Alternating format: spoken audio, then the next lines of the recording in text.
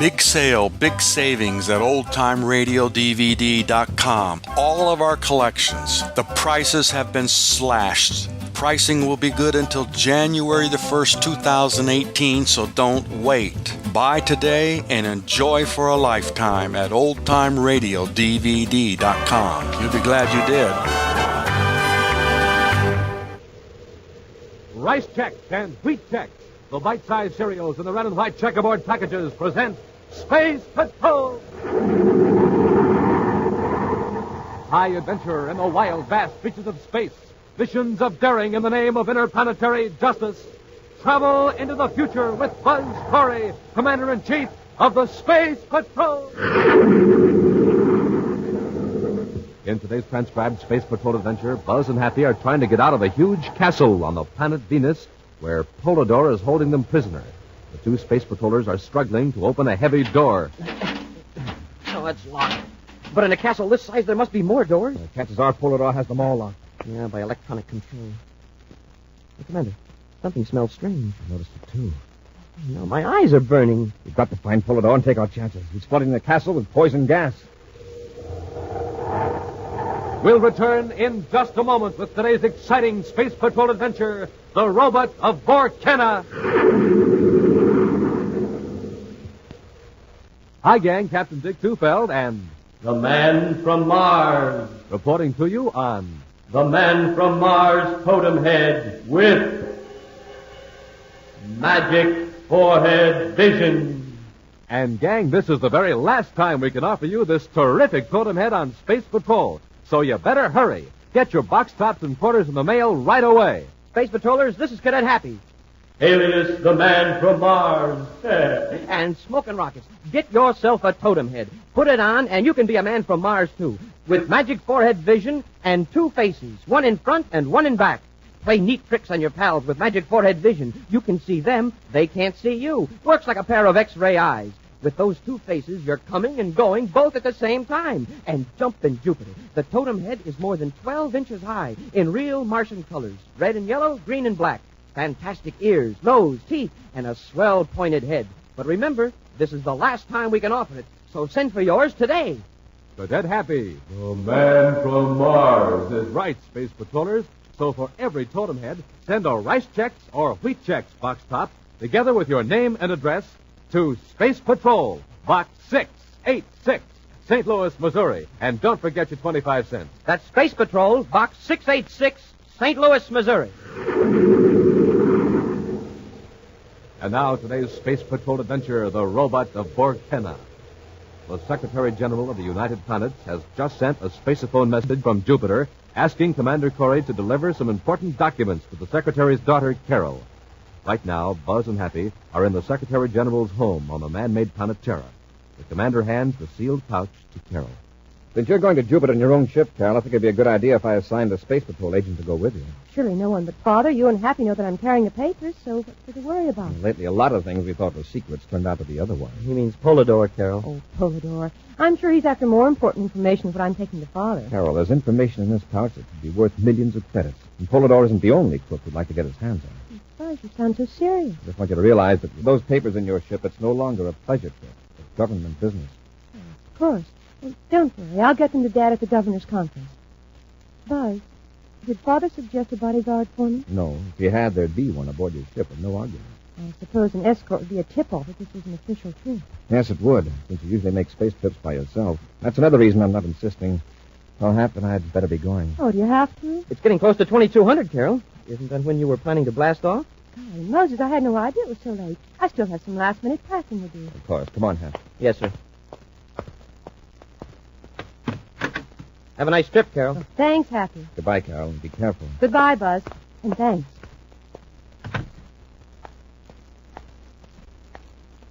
Just a minute. Did I startle you, Miss Carlyle? What are you doing here?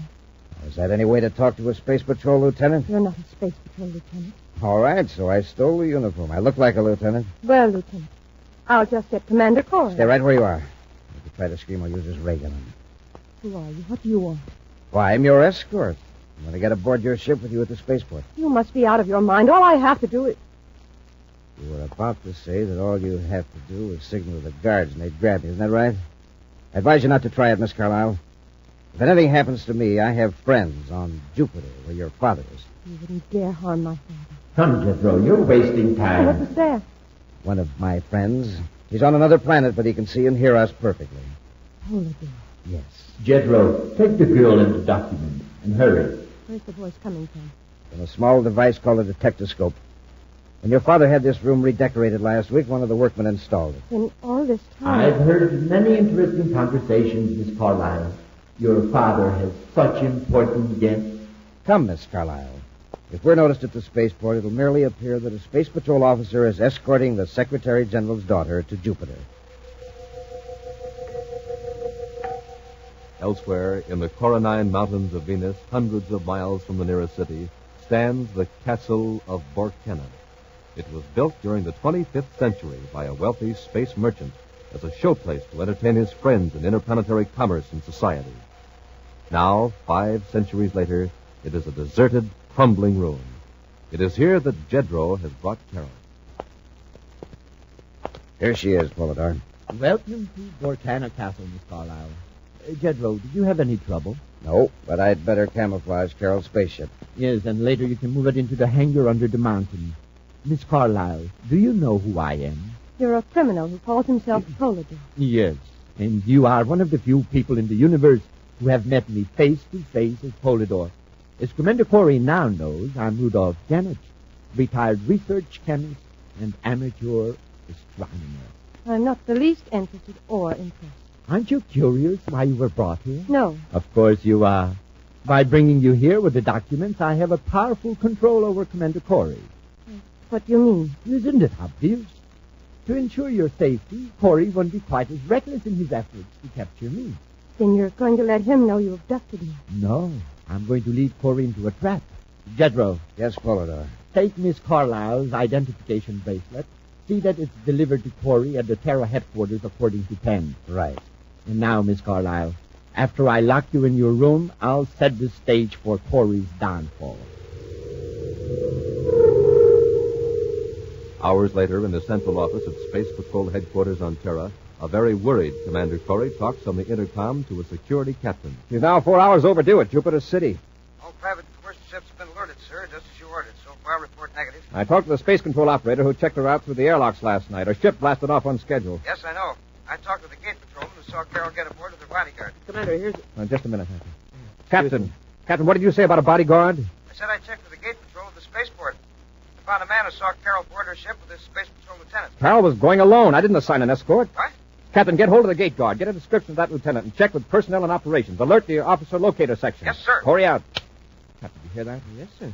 That was one of our officers with Carol. He'll have signed out with space operations. Unless he's gone OPWL. We haven't had an off-planet without lead case in 5 years. I think that lieutenant was a phony, and a checkup will prove it. Oh, sir, this package is for you. A private messenger brought it. I'll look at it later. Who's it from? It doesn't say. It's marked urgent, personal, and official business. Hoping that happened. I'm getting out a special search plan on Carol. Yes, sir.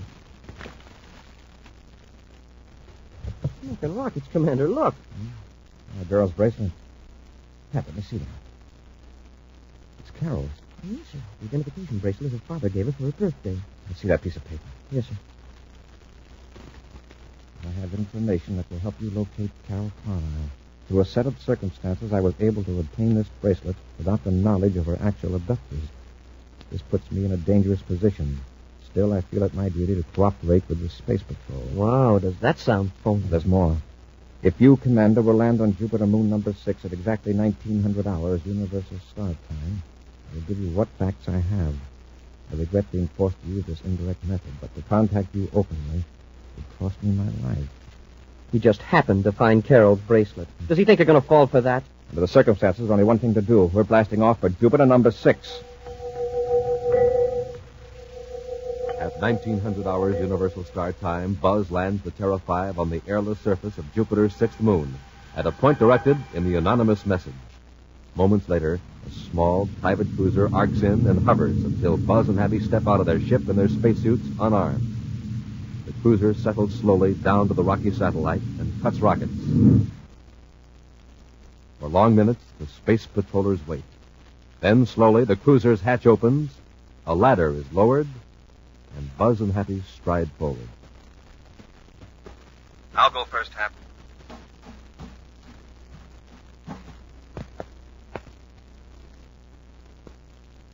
Commander Corey and Cadet Happy are aboard. Show yourself. Proceed forward. Come on, Hap. It sure is dark. What do they light this ship with? Fireflies? That's close enough, gentlemen. Stand right there. Where is Carol Carlisle? There are certain preliminaries, Commander. Now, let's get to them. Close that hatch so we can open these face pieces and talk man to man. Our conversation can best be carried on as we are, in our spacesuits. You've got us at a disadvantage. You can see us, but we can't see you. Your note said you weren't connected with whoever abducted Carol Carlisle. That is correct. I am not. Then why are you wearing that one-way vision face piece? Yeah, and why the dim lights? Yes, for an innocent man, you're taking a lot of precaution. Please, if you'll listen, you'll understand. May not approve, but you will understand. I do know the men who are holding Miss Carlisle. Yes, and you're afraid of reprisals. You're scared. Now what? I want to ask a favor. In exchange for certain information. Keep talking. I have here on this small duty desk a bundle of currency. 200,000 credits. I want you to deposit it in the Terra Bank to the account of D.J. Whitney.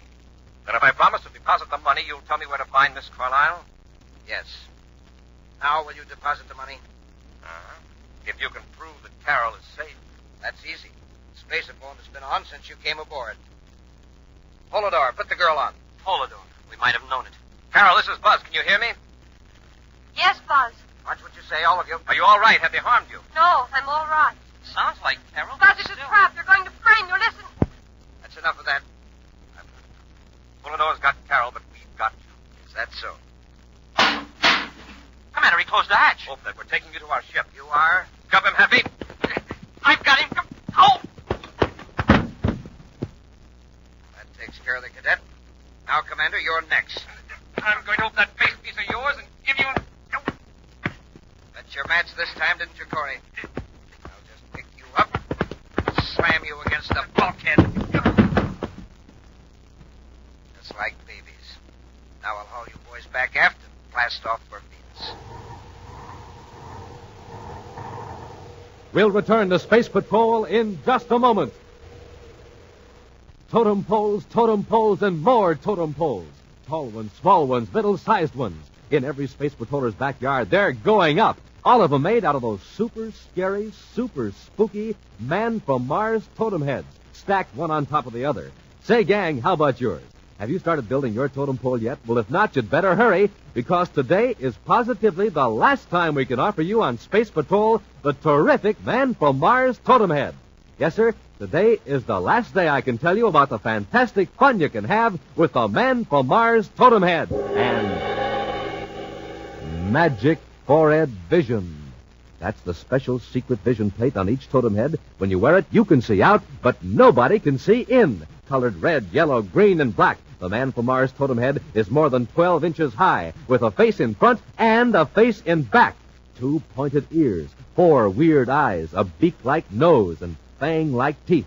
Get 1 or 2. Wear 'em one on top of the other. Fool your friends and scare your pals. And remember, you can see them, but they can't see you with Magic Forehead Vision. So get lots of totem heads. Stack 'em one on top of the other, and you have an honest-to-goodness totem pole to guard the door to your room or the gate to your backyard. But send for 'em right away, because today is the last time we can offer you the Man from Mars totem head. So for every one you want, send a Rice Chex or Wheat Chex box top, together with your name and address, and 25 cents in coin, to Space Patrol, Box 686, St. Louis, Missouri. Don't forget your 25 cents. That's Space Patrol, Box 686, St. Louis, Missouri. This offer good only in the USA and may be withdrawn at any time. And now back to our Space Patrol adventure, the robot of Vortena. Carol Carlisle has mysteriously disappeared on a space flight to Jupiter. Following instructions in an anonymous note delivered to Space Patrol headquarters on Terra, Buzz and Happy blasted off to Jupiter's 6th moon. Meeting the informer, a man whose identity was completely hidden by his spacesuit, Buzz learned that Carol is being held captive by the super criminal Polidor. Carol's spaceophone warning that they were in a trap caused the Space Patrollers to attack their treacherous informer. Amazingly, Buzz and Happy were overpowered, apparently with ridiculous ease by their adversary. Right now, they've regained consciousness in a dimly lit room. Commander, are you okay? Still groggy from that slamming around. Lucky we had our spacesuits on. We'd have plenty of broken bones. Hey, we're not in our spacesuits now. No, we're not in that cruiser anymore. Stone floors, stone walls. We're on land. But what land? The immediate problem is to get out of here. Yeah. I don't know who that guy was, but he could be the wrestling champ of the solar system. He handled both of us like we were a couple of kittens. And that's what'll trap him eventually. He took the trouble to hide his face, yet he displays the one characteristic that will set him off anywhere in the universe, his incredible strength. Yeah, but suppose he's smart and doesn't play Samson again. Half a man who could resist every temptation to show off just isn't human. Just isn't human. Sir, somebody's coming. Oh, so you two finally came out of it, huh? Don't try anything. Get him. A gun in one hand and a toolbox in the other. Must be hunting for work. Well, that's it. Have your fun while you can. Hey, Commander, this is the fellow that was in that cruiser. I recognize his voice. You're very clever. Come on, let's go, both of you. Where? Volador wants to talk to you. Here, Cadet, you lug this tool case. Me? I don't know whether I can. If it gives you trouble, well, I'll try it. It's not so heavy. Out the door. You first, Cadet. Now, Corey. Now what? Drop that gun! I'll get it, Commander. Met your match this time, didn't you? Smoking rockets, Commander. You took care of him easy. But in his ship, he tossed us around like nothing. I could tell he wasn't superhuman the way he carried that toolbox. Say, maybe it was the spacesuit that gave him extra power. A spacesuit with muscles. This man wasn't in that spacesuit. But, sir, his voice. It's the same as on the ship.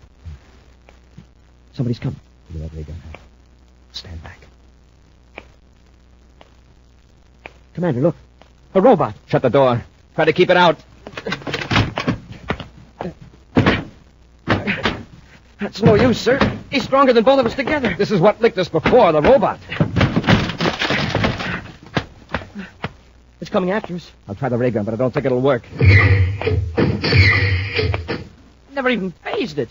Hand over the weapon, Commander. Polidor's voice, coming out of the robot. The gun, Commander. Or do you want the robot to take it away from you? That could be quite painful, you know. Okay. Catch. He caught it. No, testing the robot's reflexes, weren't you, Corey? Like his strength, they're superhuman. What have you done with Carol? You are going to see her in a moment. She's in the other part of the dungeon. Dungeon? Of course. You were in Vortena Castle on Venus. And now, since you have knocked my friend out, the robot will escort you to Miss Carlyle's suite. So, the robot was wearing the spacesuit. Now I don't feel so ashamed of getting licked. Chedro was here in the castle all the time. You heard his voice through the detectoscope on the robot's head. The robot piloted the ship from Jupiter's sixth moon here to Venus. Yes. The robot is quite clever, provided he's controlled by a clever man. Out the door, gentlemen, and left to the corridor. Let's go ahead.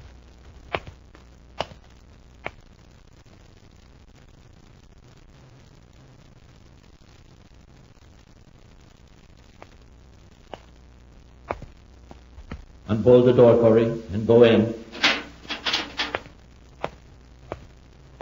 Hi, Kathy. It's my fault you're here. Take it easy, Carol. Polidor didn't get rough with you, did he? No, I'm all right, but I shouldn't have warned you. Forget it. Happy and I would have tackled this robot anyway. Sure. That's such an ugly, horrible thing. Yeah, it looks better in a spacesuit. The robot is designed for utility, not for beauty. It's Polidor's voice. Yeah. I'm getting used to hearing his voice boom out of walls, spaceships, and now this animated ash can. Gus here. Gus. The robot. If he's going to be around, he ought to have a name of his own. Gus the robot.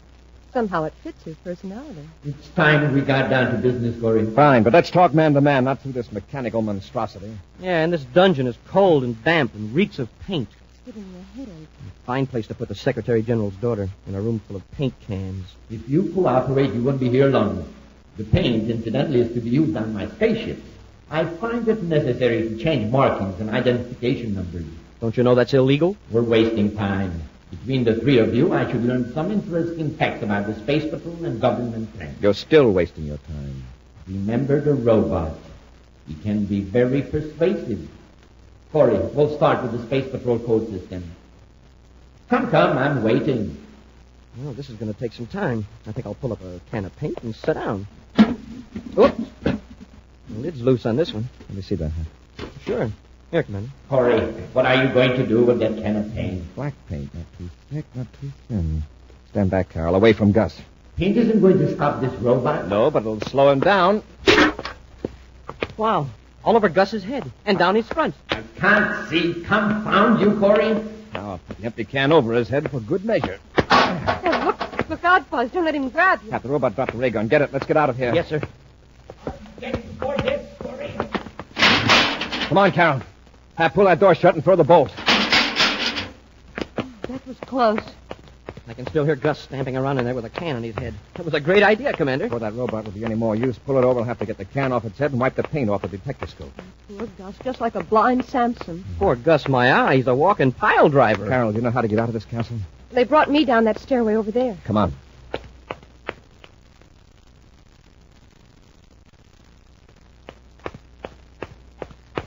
Try the door hatch. That's locked. A castle this size, there must be more doors. Chances are Polidor has them all locked. Yeah, by electronic control. I was hoping to get Carol to a safe place and then search this castle till we found Polidor. Buzz, something smells strange. I noticed it too, sir. My eyes are burning. Polidor's flooding the castle with poison gas. Now we've got to find him.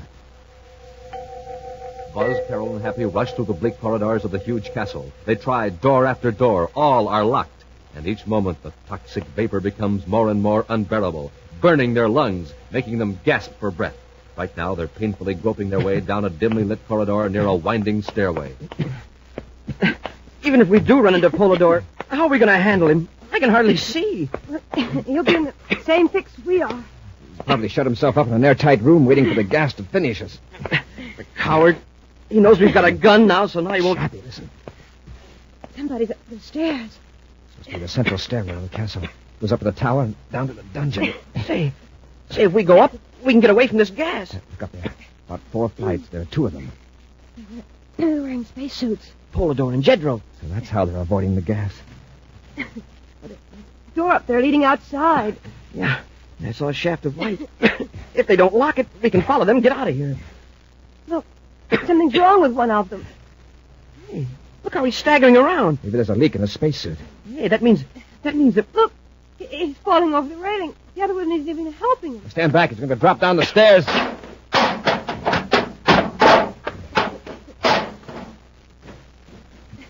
Happy, you stay here with Carol. There isn't much chance he's alive, but we can't leave him there. Sure, sir. Listen. Someone's coming up the stairs. Carol, who else is in the castle? I don't know. Just Jedro and Polidor, I thought. Smoking rockets, Commander. Look, it's Jedro. Yeah, it's me, but don't worry, I'm not. Get me out of here. Hey, wait a minute. You're here, and one of those men in the spacesuits was Polidor. Who was the other one? The robot. Yeah, that's the one that fell down the shaft. How do you know? Because Jedro made him fall. Isn't that right? Yes. Polidor ran out of me, left me here to die, but I got this. It's one of the robot control mechanisms. Polidor had the other. We were fighting for control of the robot. Polidor up there and you down below. Yes. That's why he staggered. But why would he take the trouble to put the robot in a spacesuit? Perhaps to confuse us in case we caught up with him. And he figured Gus was more used to him now than Jedro. Come on. Let's go up the stairs and out that door. You can't. It won't open. Polidor had the only key. Well, maybe we can break it down. It's no use. You mean we're locked in this castle? Yes, Polidor thought of everything. We can't even shut off that poison gas. Got to break that door open. Jedro says we can't. Jedro, down at the bottom of the stairwell is something that might help us. The robot. Gus? He must be smashed in 1,000 pieces. Try that control, Jedro. Hurry. Okay, I'll cut it on. Might work at that. See this little screen that just lit up? Yeah, it's the robot's shadow. Now, let's see if it'll move. Oh, his arms are moving. See if you can get him on his feet. Hurry, we can't hold out much longer. Hey, it works. Gus is walking. Once I get him started, he'll follow the railing right up the stairs. Come on. We're going up to the door and wait for him.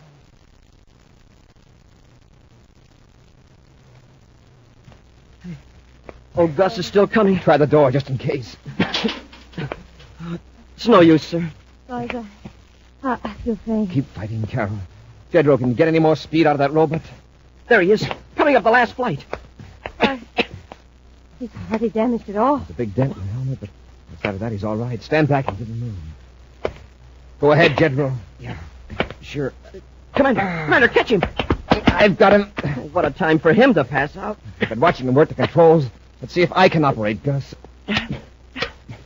That's it. He's raising his arms. Here goes. Keep out of the way. He's going to start swinging. Attaboy, Gus. Give it all you've got. Hooray. Good boy, Gus. We're free. Happy, you take care of Jedro. Take him out into the air. Come on, Carol. You'll be all right in a minute. Oh, I'm fine now, boys. That air. Hey, all we got to do now is go down these steps outside the castle and... Well, come on, Jedro, on your feet. Thanks. Hey, Polidor. He's getting away in a spaceship. Where's the document? No, he hasn't got him. I sneaked him away from him and hid him. Where? Inside the robot. That's why I tried to get control of it. A gang of cutthroats. Polidor runs out on you. You double-cross Polidor. And it looks like the only decent guy in the outfit is Gus. Hey, Commander, did you work the robot control just then? No, why? Gus moved. Maybe he's got a short circuit from the fall. He's holding out his right arm. Happy, you just paid Gus a compliment. I think he wants to shake hands. Huh? Well, put her there, Gus.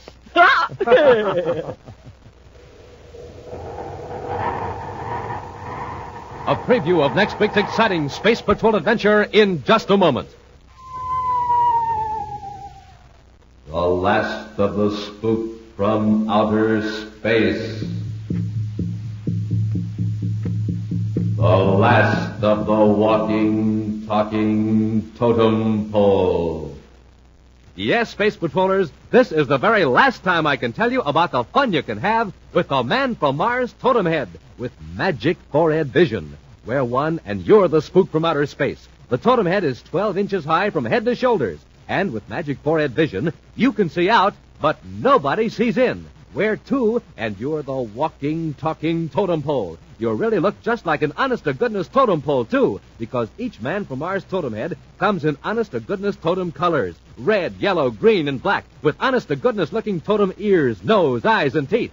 And man, oh man, just wait until you get yours. But you better not wait, because you've got to send for yours right away, because this is the last time I can offer you the Man from Mars totem head with magic forehead vision.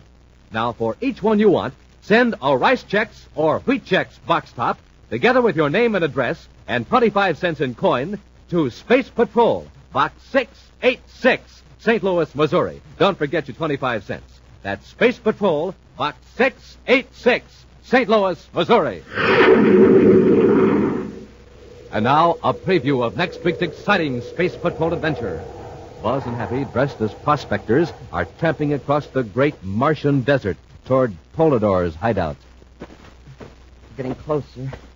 That must be the hideout right over that dune. Can't expect to sneak up on him. Surprise him. Best we can hope for is that we can get close before he recognizes us. Uh-oh. I see him. He sees us. Just keep walking. Can't tell whether it's Polidor or not, but he's got a gun. Oh, what do you want? Our car's back in the desert about 2 miles. That's too bad. You won't be needing it anymore. Drop, Happy. He's got a blast gun. Be sure to join us next week for the thrilling story, Trial by Terror, when Rice Chex and Wheat Chex again present Space Patrol. Space Patrol, created by Mike Moser, starring Ed Kemmer as Commander Corey and Lynn Osborne as Cadet Happy, was written by Lou Houston, produced and directed by Larry Robertson, executive producer Mike Devery. Other players were Virginia Hewitt, Bela Kovac, and Norman Jolly. Dick Tufeld speaking. Now, don't forget to tune in next Saturday and every Saturday when Rice Chex and Wheat Chex again present exciting action on Space Patrol. Be sure to see another exciting Space Patrol program on your local ABC television station. Consult your newspaper for time and channel. This program is broadcast to our armed forces overseas through the worldwide facilities of the Armed Forces Radio Service. Space Patrol came to you transcribed from Hollywood. This is ABC Radio Network.